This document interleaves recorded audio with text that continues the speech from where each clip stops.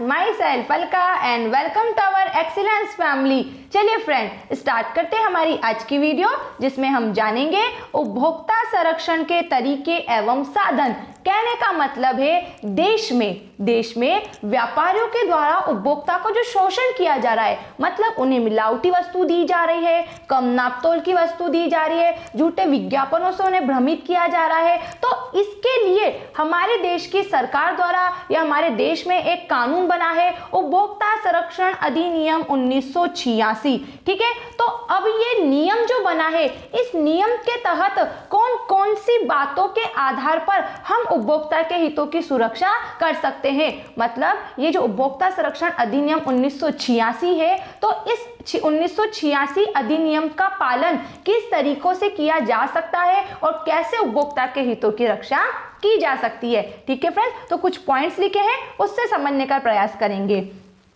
लिखा है यहाँ पर फ्रेंड्स, ऐसी कई विधियां हैं जिनके द्वारा उपभोक्ता संरक्षण के उद्देश्यों को प्राप्त किया जा सकता है। उपभोक्ता संरक्षण के उद्देश्य मतलब कि व्यापारी के शोषण से ग्राहक को बचाना, व्यापारी को सही वस्तु उपलब्ध कराना, उचित मूल्य पर उपलब्ध कराना, व्यापारी के हित की सुरक्षा करना, ये इस अधिनियम के उद्देश्य है। तो इन उद्देश्यों की पूर्ति के लिए या ये अधिनियम जो बना है 1986, इसकी पूर्ति के लिए मतलब इसे पूरा करने के लिए कौन सी विधियां है, कौन से तरीके हैं, कौन से साधन है। तो फर्स्ट साधन यहां बताया गया है व्यवसाय द्वारा स्वयं नियमन। इसमें क्या लिखा है जानते हैं।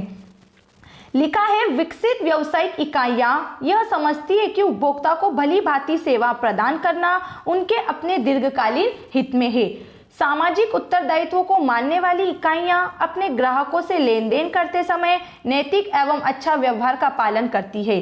कई फर्मों ने अपने ग्राहकों की शिकायत एवं समस्याओं के समाधान के लिए अपनी स्वयं की उपभोक्ता सेवा एवं शिकायत कक्षों की स्थापना की है। फर्स्ट पॉइंट का मतलब है, जो व्यवसायी है, जिसका व्यवसाय है, वो खुद क्या कर रहा है, व्यवसायी की शिकायतों मतलब उपभोक्ता की शिकायत को सुन रहा है और उन शिकायतों का समाधान कर रहा है। कि आज हमारे समाज में ऐसे अनेक शिक्षित, ईमानदार और समझदार व्यापारी भी हैं जो समाज के प्रति अपने उत्तरदायित्व को समझते हैं और साथ ही साथ ये समझते हैं कि ग्राहक के हित में किया गया कार्य हमारे लिए हितकर होगा। मतलब हितकर का मतलब है हमारे व्यवसाय की एक अच्छी पहचान होगी, है ना, हमारे व्यवसाय को गुडविल प्राप्त होगी। और इसके विपरीत यदि हमने काम किया, किसके विपरीत, ग्राहकों के विपरीत, ग्राहकों के हित के विपरीत, जैसे मिलावटी वस्तु देकर या ग्राहकों को झूठे विज्ञापन से भ्रमित करके इस तरीके से कोई काम किया, तो ये छोटा सा काम और एक ग्राहक के साथ किया गया बेईमानी का ये काम उस व्यवसाय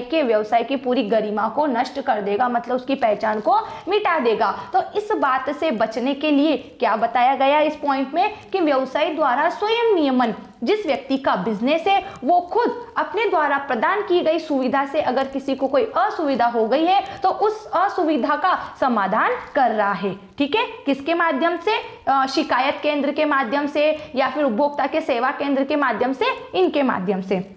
ठीक है फ्रेंड्स, फर्स्ट पॉइंट समझ में आया। अब देखते हैं सेकंड पॉइंट। सेकंड पॉइंट लिखा है व्यावसायिक संगठन। मतलब कि आज अनेक ऐसे व्यावसायिक संगठन बन गए हैं जिनके माध्यम से ग्राहकों के हितों की रक्षा की जा रही है। जैसे लिखा है वाणिज्य, वाणिज्य एवं व्यवसाय संगठन जो है, जैसे भारतीय वाणिज्य एवं औद्योगिक महासंघ, जिसे इंग्लिश में FICCI कहा गया है। इसका मतलब है federation of Indian chamber of commerce and industry. फिर लिखा है एवं भारतीय उद्योगों का संगठन, लिखा है जिसे इंग्लिश में CII, इसका मतलब होता है कॉन्फेडरेशन ऑफ इंडियन इंडस्ट्री, ने अपनी आचार संहिता बनाई हुई है जिनमें अपने सदस्यों के लिए दिशा निर्देश होते हैं वह अपने ग्राहकों से कैसे व्यवहार करे। मतलब व्यावसायिक संगठन, आज जो बड़े बड़े व्यावसायिक संगठन है, उन्होंने क्या किया, उन्होंने ये किया कि ग्राहकों के साथ किस तरीके से व्यवहार किया जाए,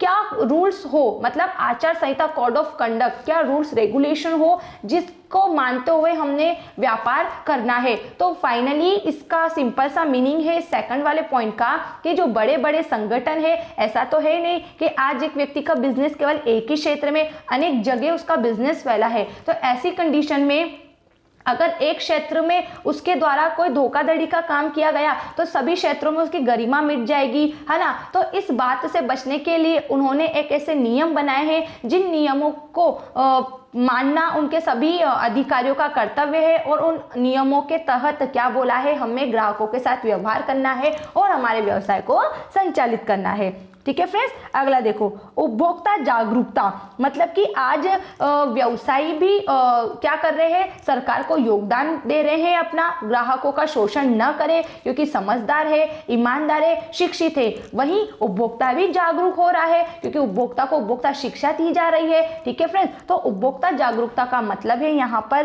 कि एक उपभोक्ता जो अपने अधिकार एवं उपलब्ध राहत के संबंध में भली भांति जानता है, वह इस स्थिति में होगा कि किसी भी प्रकार के अनुचित आचरण अथवा अवांछनीय रूप से शोषण के विरुद्ध अपनी आवाज उठा सके। मतलब आज उपभोक्ता जागरूकता का एक अभियान चलाया गया है, जागो ग्राहक जागो। हम टीवी में भी बहुत सी बार ऐड में देखते हैं कि जागो ग्राहक जागो, ISI प्रमाणित वस्तु खरीदो। अगर बिजली के उपकरण कोई आप खरीद रहे हो तो ये सब क्या है, उपभोक्ता को जागरूक करने के लिए और उपभोक्ता संरक्षण अधिनियम 1986 का पालन करने के लिए सारी बातें हैं। ठीक है, फिर आगे लिखा है यहाँ पर इसमें कि जो उपभोक्ता जागरूक, अगर एक उपभोक्ता अगर आज जागरूक है, किस बात से, उपभोक्ता संरक्षण अधिनियम 1986 से व्यापारी के शोषण के प्रति सचेत है कि किस तरीके से उसका शोषण कर सकता है, तो वह कभी भी किसी भी व्यापारी द्वारा शोषित नहीं होगा।